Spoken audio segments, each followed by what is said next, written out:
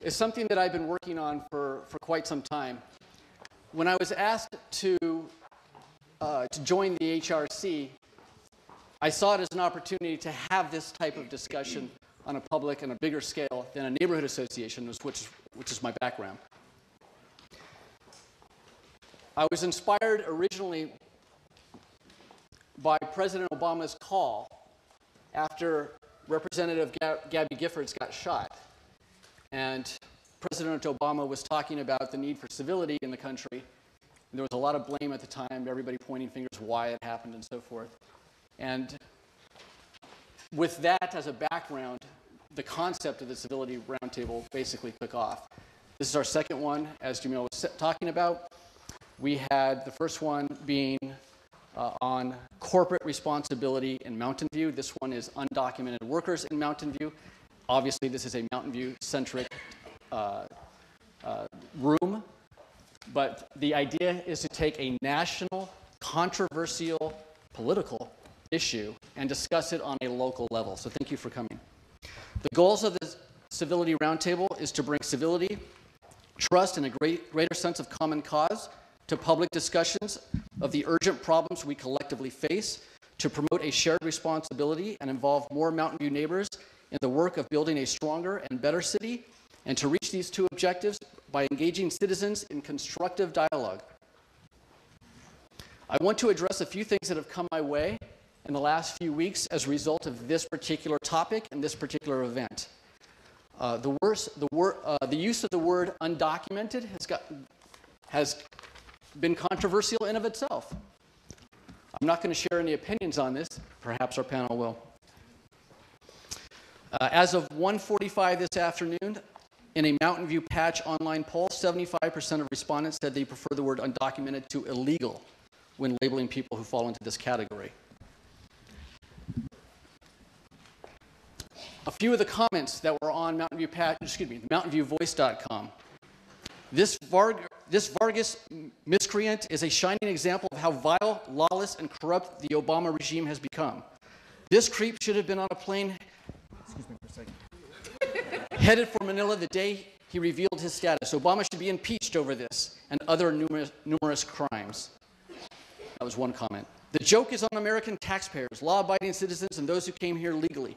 He should be deported. He has plenty from this country to make him successful back home. Why is he still here?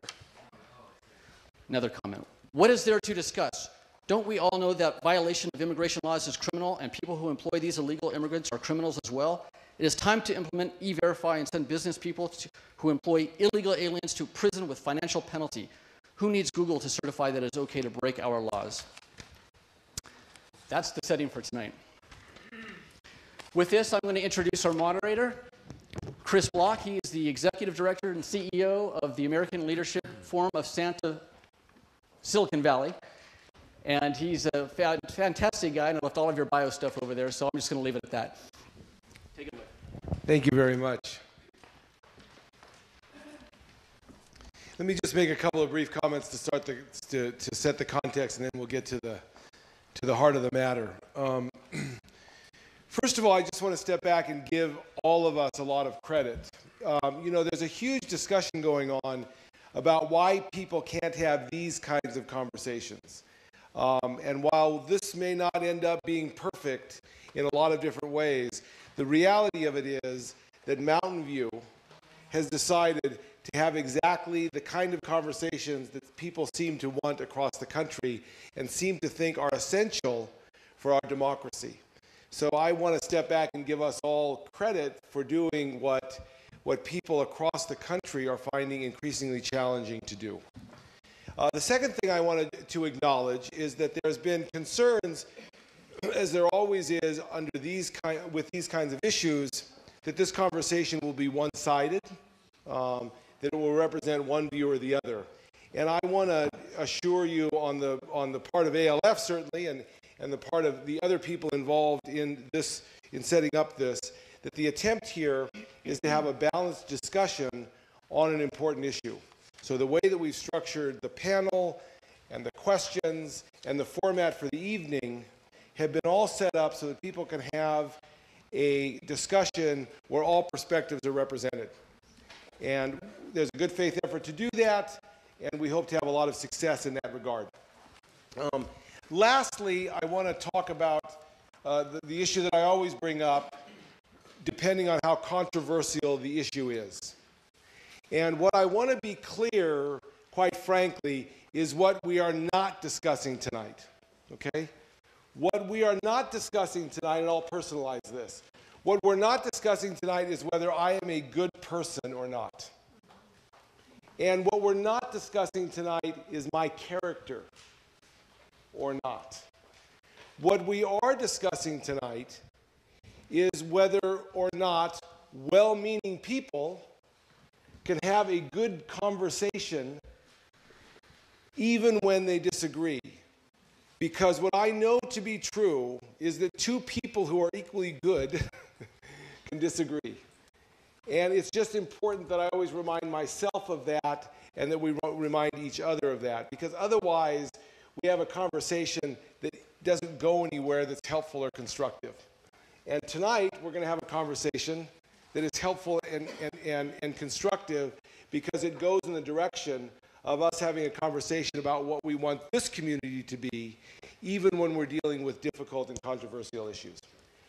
The last thing I'll say is that even the structure of the night is set up to achieve that kind of really important conversation. And what we have found, quite frankly, is that when you have this conversation by allowing people to have 2 minutes at a mic, at a podium, we oftentimes don't have the kind of conversations that's very constructive when we're trying to use these efforts in building community. So tonight is an effort to have the kind of conversation that people have when they're building constructive relationships that lead to positive communities. We're going to start off with about a 40-minute conversation with people who know a lot about the issue and are in one way or the other working on it on a regular basis. And that's going to be something that people can just hear us have the conversation. After we do that, we're going to ask people literally to form small groups with the people that you are sitting next to. We've done this lots. It always seems like it's not going to work. Quite frankly, it always does. The reality of it is you all want to talk to your neighbor, and you'll move a few chairs in order to do that. And again, we've seen that time and time again. So literally what we'll do after this conversation is we'll ask you to take about 8 people, and we'll ask those 8 people to turn off their cell phones. And then we'll have a conversation. I'll give you a couple of questions that will start the conversation. Again, it's an attempt to be able to share your perspective with your neighbors. Then we'll bring us all back and have a shorter but also important conversation where the whole group gives some perspective, and we just talk a little bit about where we go from here as a result of this conversation. Without this part assuming a life of their own, anybody have any questions about actually the structure itself? I'm always tempted to ask that question and then, turn off the mic, but any questions that people have generally? Good, we'll start. Thank you all for coming.